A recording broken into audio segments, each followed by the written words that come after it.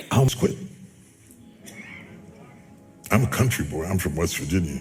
I don't know nothing about this big time stuff.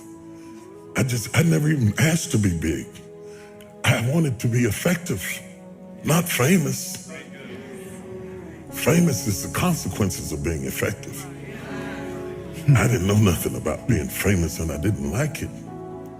And so there I was. And when you're first new, everybody attacks you first and figures you out later. And the first time I was in the Washington Post, the article was so vicious it made me nauseous. I was so shocked that you could say that stuff about somebody you didn't even know based on assumptions and a little bit of this and a little bit of that. They piece it all together and you don't get to say anything back.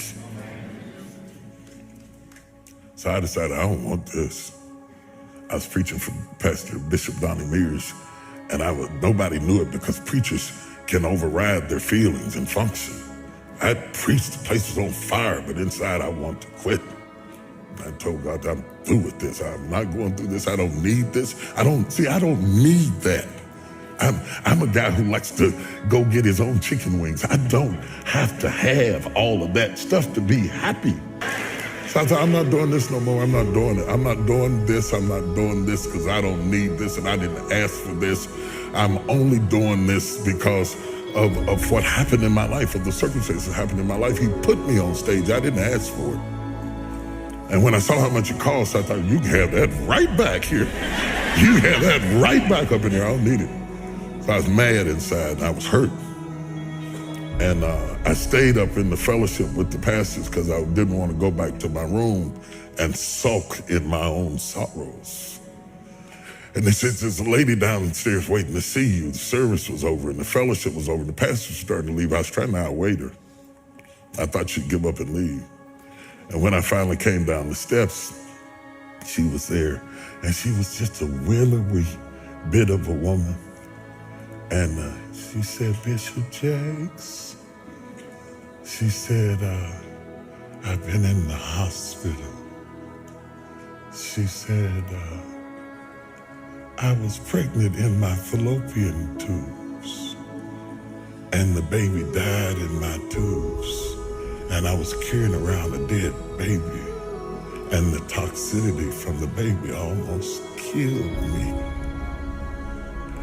And she said, the only thing that kept me alive was hearing you preach. She said, if you hadn't been preaching to me every day, I swear I would have died. And then she looked at me and she said, it's for us. It's not for them. It's for us. It hit me so hard.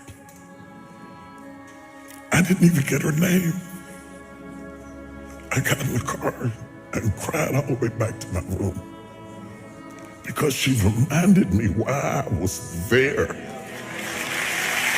Last week when I text you, I was up in Baltimore in DC and I was doing a book signing. And this woman came up to the table to buy a sword. She said, you don't remember me, do you?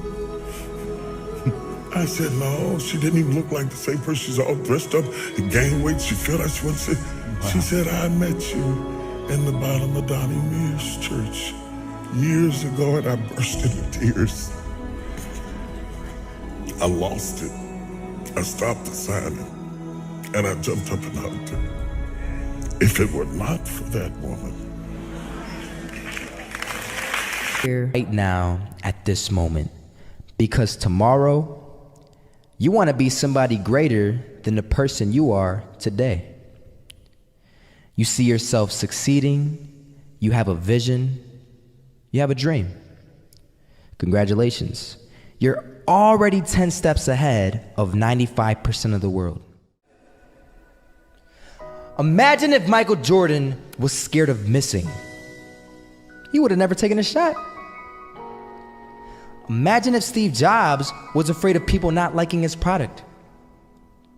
There would be no iPhone. So ask yourself this: Do you want to be a person who fears failure, or do you want to be a person who loves success? Which one? Because you're going to have to pick today. And I'll tell you one thing. One is a failure, and one is a success. And if you love success, there is nothing that can stop you. All those negative things people say will mean nothing. They're going to talk about how only 1% make it to the top. Big deal. Want to know something else? Only 1% stick with that fitness program long enough to see results. Only 1% of nerds stick with that video game long enough to get good at it. Only 1% of relationships stick it out to the end. That doesn't mean you have a 1% chance. It just means you can't behave like the 99%. You'll have to do something better than giving up a month from now. Those are just numbers. You want to talk about numbers? Take a look around you and take a good look around you. Are you like 99% of the people around you? If you are, then you're in the wrong video, my friend. You have to love success just as much because that's what's going to allow you to get up and go for it. Being scared to fail won't do anything.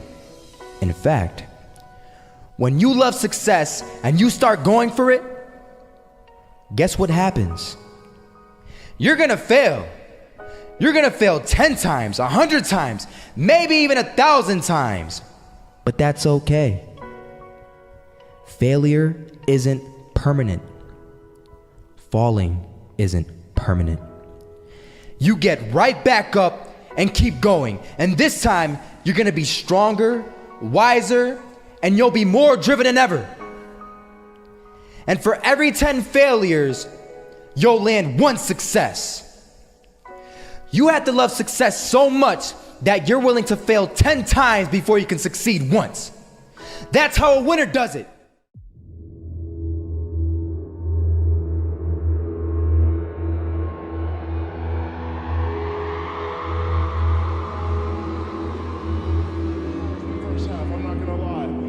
We weren't defeated, but they had us. But it took guts, it took an attitude. That's all it takes. That's all it takes to be successful is an attitude. And that's what our coach told us. He said, hey, it's gonna be tough. It's gonna be hard. You're gonna go out there, you're gonna battle, you're gonna fight, you're gonna do it for one, you're gonna do it for one another. Do it for each other, you're gonna do it for yourself, you're gonna do it for us, and you're gonna go out with this win. And we believe that, we truly did. And it's an awesome feeling. It's an awesome feeling when you truly believe that you're going to be successful. Regardless of the situation, regardless of the scoreboard, you're going to be successful because you put in all the time. Had a hat, suspenders, and a cane. Was about 80 years old. This old man was barely walking. He could walk, but the cane helped a lot. He was struggling. So anyway, he was walking across the street and he ended up falling. So I went over to go help him. And he gets up, says thank you, and we introduced ourselves. Had a little conversation.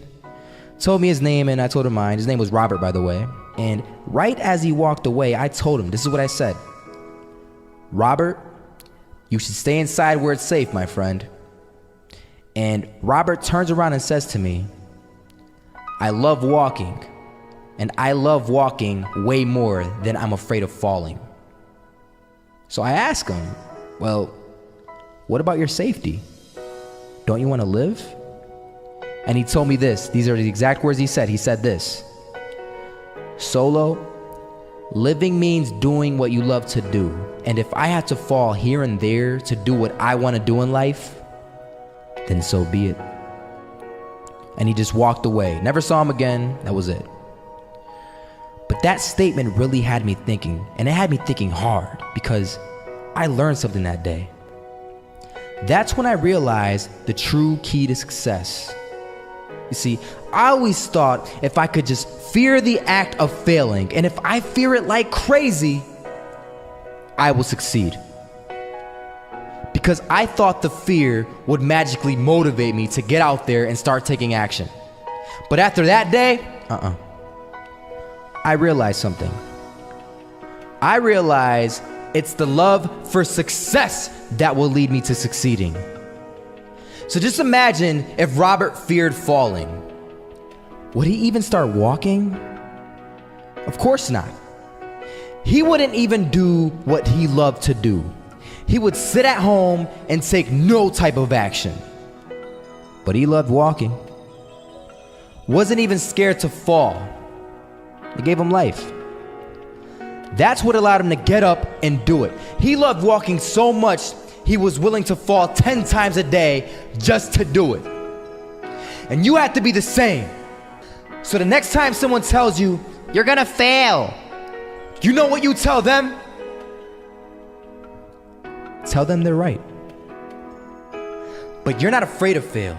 You're not afraid to take action. You're not afraid to jump. You're gonna fail 10 times, but you know what? It's cool. Because on the 11th time, you'll succeed. Oh, you'll succeed all right. And it'll feel good. And while you're over here living the life of your dreams and complete happiness, guess where they're gonna be?